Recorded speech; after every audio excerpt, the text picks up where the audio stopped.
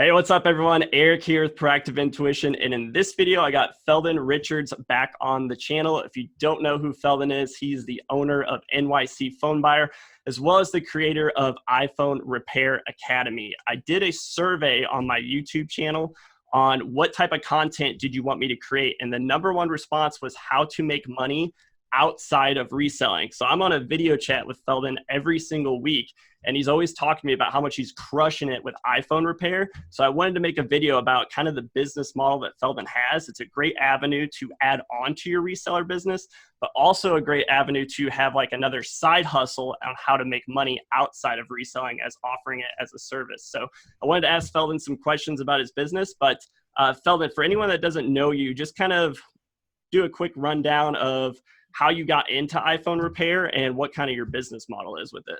Yeah, absolutely. So my name is Feldon Richards. Like Eric said, I own a company called NYC Phone Buyer.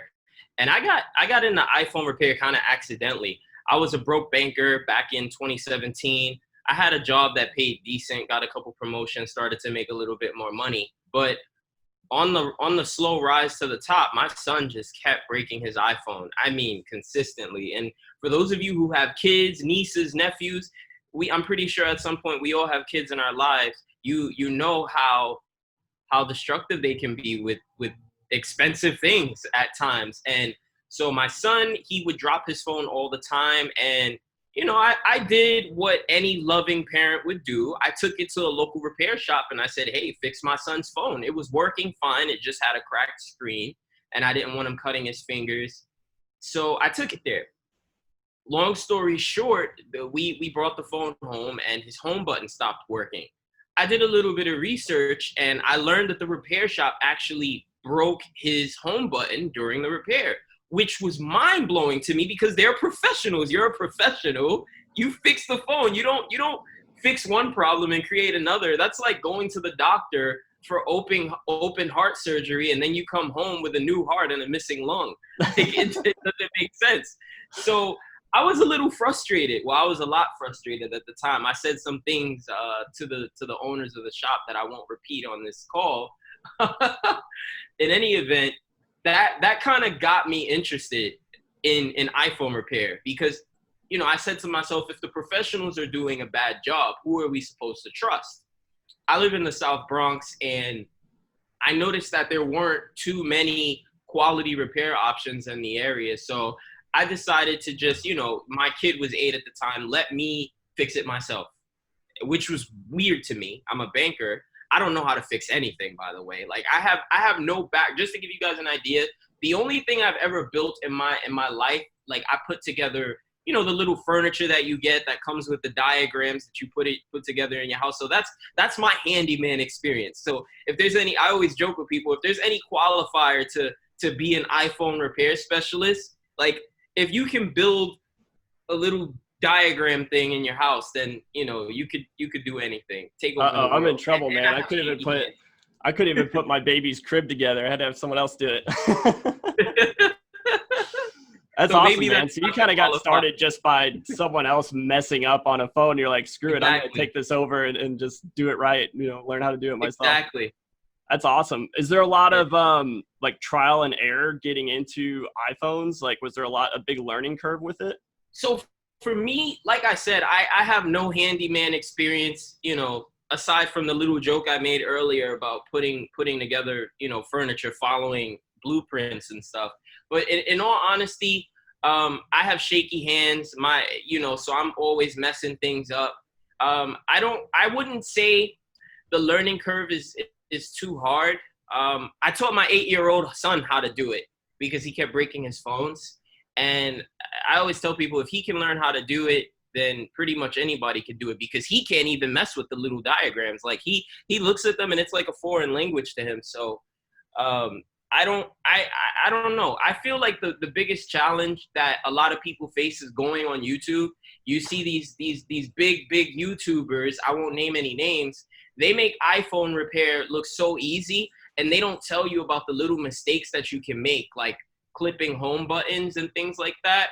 So as far as a learning curve, I wouldn't say it's there. I would just say get your information from the right places and you you eliminate your learning curve. It depends on where you go for your information. It's easy to do, but it's hard to find somebody who's going to show you how to do it the right way. Yeah, I definitely learned that the hard way. I only tried to repair like one phone, and it was an iPhone 6 that was cracked. So I ordered like a little iPhone repair kit on eBay, and it got to my house, and I managed to finally get the screen off. It took me forever. And then I saw the little components, and I watched like one YouTube video on how to do it. And then I got super overwhelmed. I was like, screw it, this isn't for me. Yeah. And I was like, I'm not doing it. So I've been pretty critical about telling people not to do iPhone repairs until I kind of saw how you're doing it, because you actually have a really solid business model with it, where you have really two income sources from it, where you're fixing up items and reselling them. And then on top of that, probably better is even the service aspect of it, where you can actually get paid money to repair people's phones for you. Yeah. What's kind of your business model? Like, how do you go about finding customers, and what's like the typical repair kind of look like that you see? Yeah, absolutely. So I get most of my leads off Craigslist. Nice. I post in the classifieds on Craigslist. Excuse me. Whew. Allergy season. So I post in the Craigslist classifieds, you know, where I see people putting their little mobile repair services. And so I just put an ad there. Hey, I'll fix your iPhone screen. I'll come to you. You know, be safe in the pandemic. I do it right in my car. I usually pull right up to the customer's building. I roll my window down. I take the phone. I have a little table that I have lined up, connected from one door to right under my steering wheel. I lay everything out on there, and I'm usually done with the customer's phone in like 15, 20 minutes. And I let them know, hey, this could take up to an hour, but it's likely that I'll be done in about a half hour. And, you know, people love it. They're addicted to instant gratification. Nobody, you know, imagine, you know, not having to leave your home and just have someone come to you when you crack your device. That's like the best thing. You know, we use our phones for everything. So that's my business model. I pretty much, I satisfy that hunger for people. They don't want to leave their house. They don't want to have to travel too far. They don't want to be without their phone for too long. So I take all those pains away. Yeah, I mean, that's an awesome service. I mean, I don't know if I've ever even heard of anyone doing that. So that's really cool. What does what's like, is most people, are they just cracking their screen, or what's kind of like your average repair you do on a day-to-day basis? So I get this question all the time. Hey, Feldon, you know, am I going to need to change a battery? Am I going to need to change a charger port? Am I going to need to do this? The number one most common repair is a screen repair. You know, it's a screen repair. People crack their, I see someone talking about a cracked screen daily, regularly. And this is just in my very, very small circle. So just, I'm not going to get into statistics, but just use your imagination and think about what that means. It's crazy. So yeah, screen repair is the number one repair that you're going to encounter. There are other types of repairs that you can do to make money, but I've been doing this 3 years, and every time I've had a customer ask for a different type of repair, I just always turn it down and do the screen repair. Why? Screen repairs are faster, and I'm able to bang out more of them in a day. You could do other types of repairs, but they are more challenging. There's a lot more risk involved, and screen repairs are, in my opinion, simple and easy if you do it right. So yeah, I mean, that's what I noticed. I mean, I don't think I've ever met someone that hasn't cracked their screen at least once. Right. Like, it's not hard to do. What, like, what's like your average profit on a typical, just on like, say your average iPhone, and your, you know, how much you profit off of repairing a screen? Right. So to kind of give you like a mini breakdown, minimum $50. I'm not taking any less than $50 in profit. If a person, and when I'm traveling, I charge by the mile. So nice. depending on and I teach my students the same thing. Depending on how far I'm going, I usually charge, you know, probably $3 to $5 per mile. Again, it depends on where I'm going, because I'm in New York City, so I have to cover gas and tolls. Yeah. And by the way, New York City is super competitive, and I'm still able to average $50 in profit per repair here. On the newer models, you know, I tend to make about $75, $100. Like an 11 Pro Max, I could probably come up about $200 just on a screen repair for an 11 Pro Max. Wow. This is a higher end phone. people who have these devices are willing to pay a lot more for this kind of service, a lot more. Man, that's awesome. So yeah, So like, I mean, shoot, I mean, I'd do that. 15 minutes to make $50. That's yeah, pretty good. yeah. 15 minutes to make $50 as a beginner. I would say you'll probably average about $50 an hour. When you get intermediate, you could probably do $100 an hour, and when you get advanced, you could do probably 200 and up. Wow. It's not very difficult, because the problem with this business isn't getting leads, in my opinion. The problem with this business is managing it in a way to where people want to refer you and come back to you. Because if you have one bad customer experience, people are going to talk about that. But if you have a good customer experience, people are going to talk about that too. So what I always tell people is, when you go out there and you do repairs, make sure you're not over promising. Like I said earlier, I could do a repair in 15 minutes, but I tell the customer an hour. Under promise and over deliver. They're going to be mind blown when you do that. Like I said, the problem in this business is not lead generation. You're going to get leads. You're going to post an ad. It's likely that you're going to have competition in your area. Like with any business, that's a good sign for you. If there was no competition, I'd be concerned. There's going to be competition, but people are just going to shop around, right? A lot of the guys posting ads in your area, it's going to be a store. And most of those stores do not offer mobile repair services, and that's where you're going to come in. At this point in my business, I do everything from home. I have businesses that mail me in phones, but when I was in the process of making my program, I posted. So while I made my course. What was it? I started it like a month ago, and during the development of it, I posted fresh ads. I haven't posted a repair ad in over a year. I posted fresh ads. I made, in my second day of the ad being up, I would say I probably was getting about 20 to 30 leads a day. 20 to 30 leads a day. And out of those leads, I responded to 2 people. And just because I'm already too busy. Remember, I was just doing this for content purposes. Out of those 2 leads, I booked 2 appointments, and I ended up making about $150 in pure profit. And each of the people lived within 15 minutes of each other. I left my house at like 3 o'clock. I got back by 4:30. It was just insane. And so at that point, I had to take the ads down. I had to shut off all my ads and stop answering my phone, because I already had 60 business repairs that I needed to do. So just to kind of give you an idea. Fresh ads, over $150 in profit. It's crazy. That's actually a really good business model, because if you're like a mobile service, you could just have set repair times, and you could just schedule appointments throughout the week. Like, hey, I could meet you at your house like Tuesday at 12 or whatever, and do that. You could just line up everything. So it sounds like a perfect side hustle. So even if you only do 1 or 2 repairs a day, that's over $100 a day for just an hour of work. So that's pretty solid.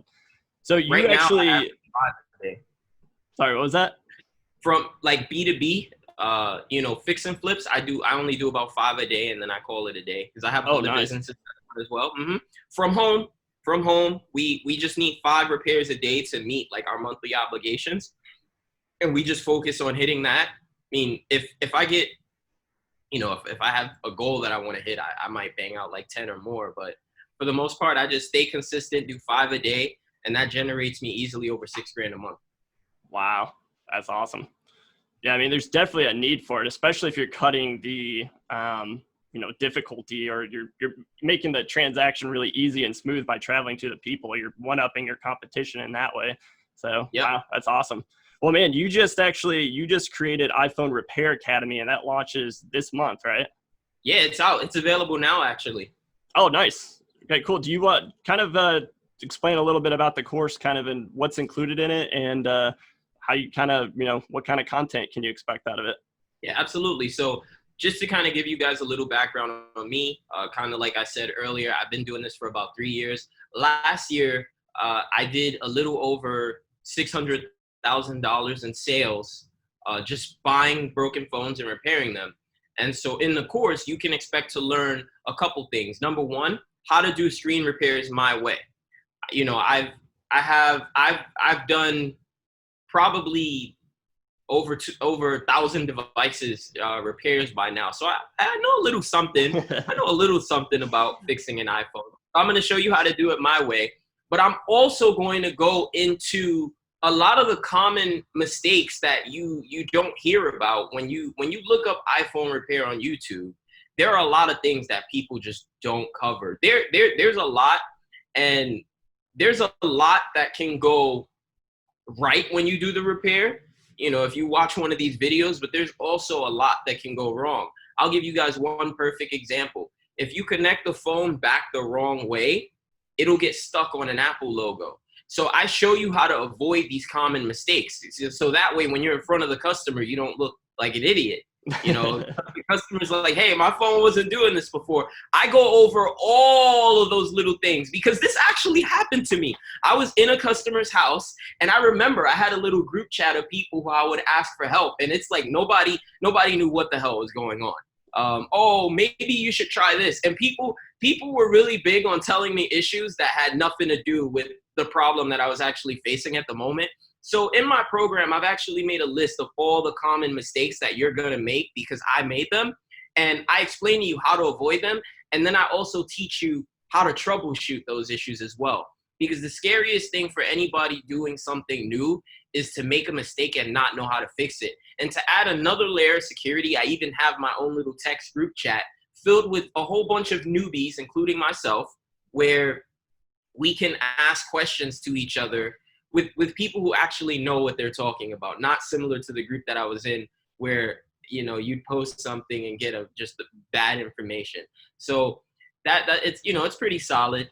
You could definitely expect to learn a lot, but we're going to mainly focus on screen repair and common issues for you to avoid so you don't make costly mistakes.